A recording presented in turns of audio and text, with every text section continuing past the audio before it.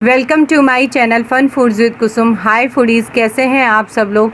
आज मैं आपके लिए इस वीडियो में बहुत ज़्यादा अमेजिंग 10 किचन टिप्स लेके आई हूँ जो आपकी रोज़मर्रा की ज़िंदगी में बहुत ज़्यादा हेल्पफुल होने वाला है।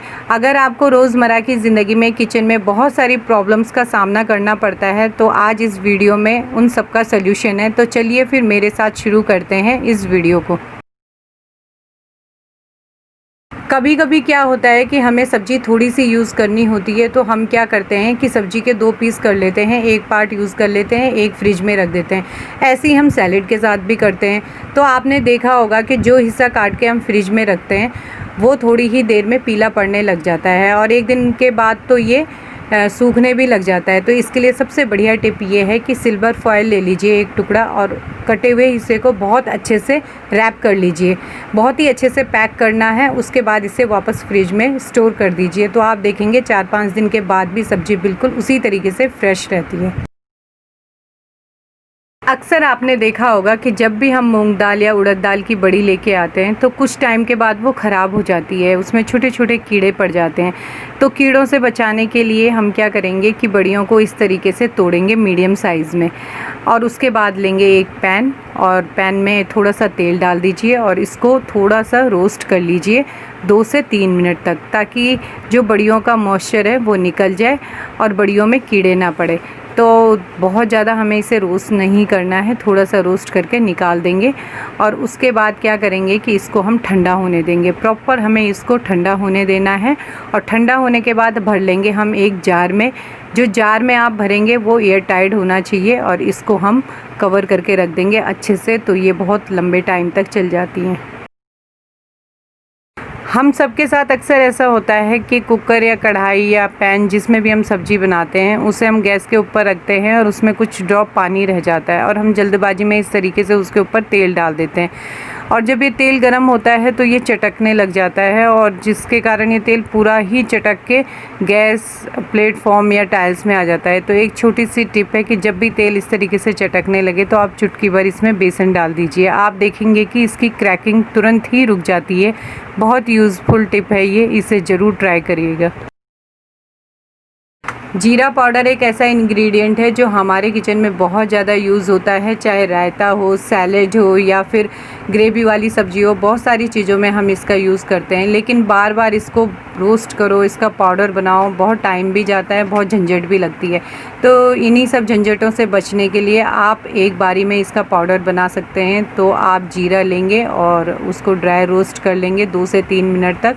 बहुत ज़्यादा गोल्डन ब्राउन मत करिएगा और इसको निकाल देंगे हम एक प्लेट में। ठंडा होने के बाद इसका मिक्सी में एक पाउडर बना लीजिए अच्छे से बारीक और इसको भर लीजिए एयर टाइट कंटेनर में और इसको हमें अच्छे से बंद कर देना है। तो जब भी आपका मन करे तभी आप इसे यूज़ करिए। इसकी खुशबू भी एयर टाइट कंटेनर में बरकरार रहती है, इससे आपका टाइम भी बचता है और ये डाइजेशन के लिए भी बहुत अच्छा होता है। कभी कभी क्या होता है कि पनीर हम ज़्यादा क्वांटिटी में लेके आ जाते हैं और उसे हमें स्टोर करना पड़ता है। अक्सर ये सभी के साथ होता है। आप देखते होंगे कि जब हम पनीर घर पे लेके आते हैं तब वो बहुत फ्रेश रहता है, लेकिन 4-5 घंटे के बाद वो फ्रेशनेस ख़त्म हो जाती है और पनीर हार्ड होने लग जाता है।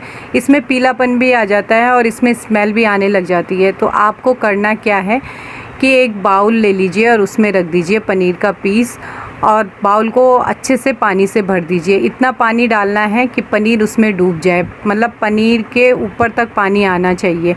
आप इसे लॉन्ग टाइम तक स्टोर कर सकते हैं। बस आपको रोज़ इसका पानी चेंज करना है जब तक कि आप इसको यूज़ ना करें। तो आप देखेंगे कि 4-5 दिन के बाद भी पनीर उतना ही फ्रेश और उतना ही सॉफ्ट है। तो आप इस तरीके से पनीर को स्टोर कर सकते हैं। ड्राई सब्जी में अगर नमक तेज़ हो जाता है तो हमें समझ में नहीं आता है कि हम क्या करें, कैसे रिड्यूस करें हम इसका नमक। तो इसके लिए सबसे बढ़िया ये है कि आप बेसन ले लीजिए और उसे भून लीजिए। उसे बहुत अच्छे से भूनना है। उसके बाद क्या करेंगे कि 2 चम्मच के करीब हम बेसन ऐड करेंगे सब्जी में। तो आप देखेंगे कि काफ़ी हद तक जो नमक है सब्जी का वो रिड्यूस हो गया है। और ये नमक ही नहीं, ये मिर्च को भी बहुत अच्छे से बैलेंस करता है। तो ये नमक और मिर्च को बहुत अच्छे से बैलेंस करने में हेल्प करता है। तो आप इसको ज़रूर एक बार ट्राई करिएगा।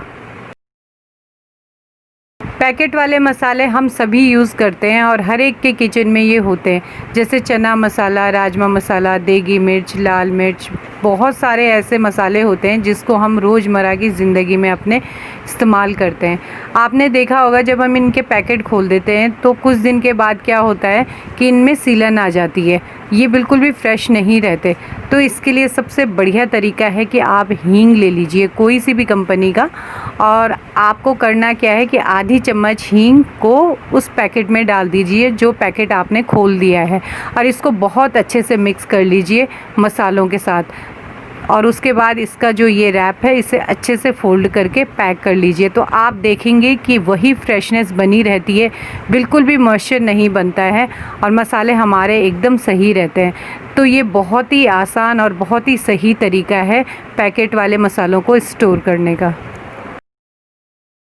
क्या आप जब चावल बनाती हैं तो आपके चावल भी चिपचिपे हो जाते हैं और कलर भी उनका बहुत ज़्यादा डाउन होता है? तो आज इस प्रॉब्लम का मैं आपके लिए सल्यूशन लेके आई हूँ कि चावलों को आप भिगो दीजिए आधा घंटे के लिए, उसके बाद एक पैन में चढ़ा दीजिए और एक उबाल आने के बाद इसके अंदर डाल दीजिए आप 1 चम्मच नींबू का रस और आधी चम्मच नमक। दोनों को अच्छे से मिक्स कर लीजिए और फिर सिम कर दीजिए गैस को और 15 से 20 मिनट तक कवर करके इसको अच्छे से पकने दीजिए।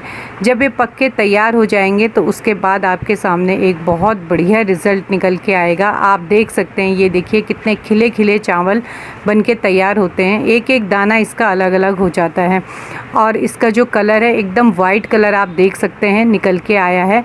तो आप इस तरीके से खिले खिले चावल घर पे आसानी से बना सकते हैं। अक्सर हमारे सामने ये प्रॉब्लम आती है कि दालों को हम स्टोर तो करते हैं लेकिन कुछ टाइम के बाद क्या होता है कि दालों में सीलन सी आ जाती है, कीड़े से पड़ने शुरू हो जाते हैं जिससे दाल बहुत ज़्यादा ख़राब हो जाती है। कभी कभी तो पूरी ही फेंकनी पड़ती है और बरसात के मौसम में ये प्रॉब्लम आए दिन हमारे सामने आती है।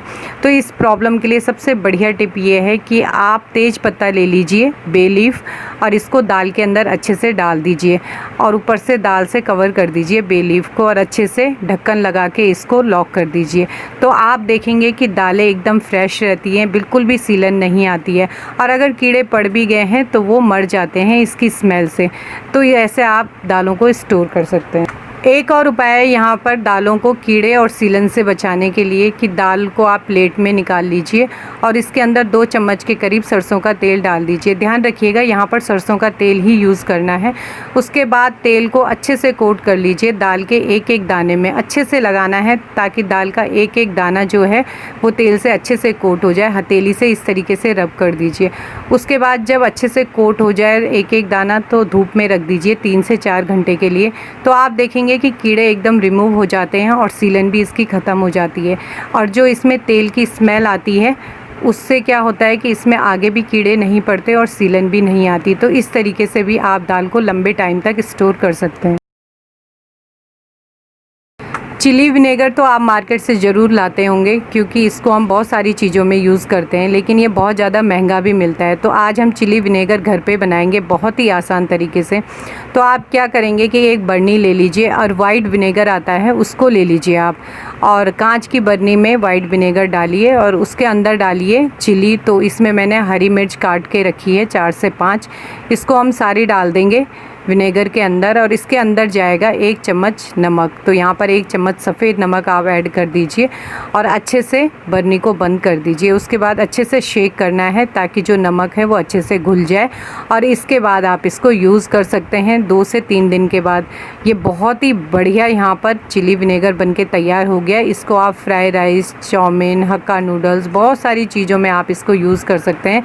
तो इस तरीके से आप बहुत ही आसानी से चिली विनेगर घर पे बना सकते हैं। अगर आपको मेरी ये वीडियो अच्छी लगी हो तो लाइक एंड सब्सक्राइब ज़रूर करें। सब्सक्राइब के बगल में बेल आइकन है उसे ज़रूर दबाएं ताकि मेरी इसी तरीके की यूज़फुल सी वीडियोस और रेसिपीज़ आपको मिलती रहे। और कमेंट्स करके बताइएगा कि आपको मेरी ये वीडियो कैसी लगी। मिलते हैं अपनी नेक्स्ट वीडियो में।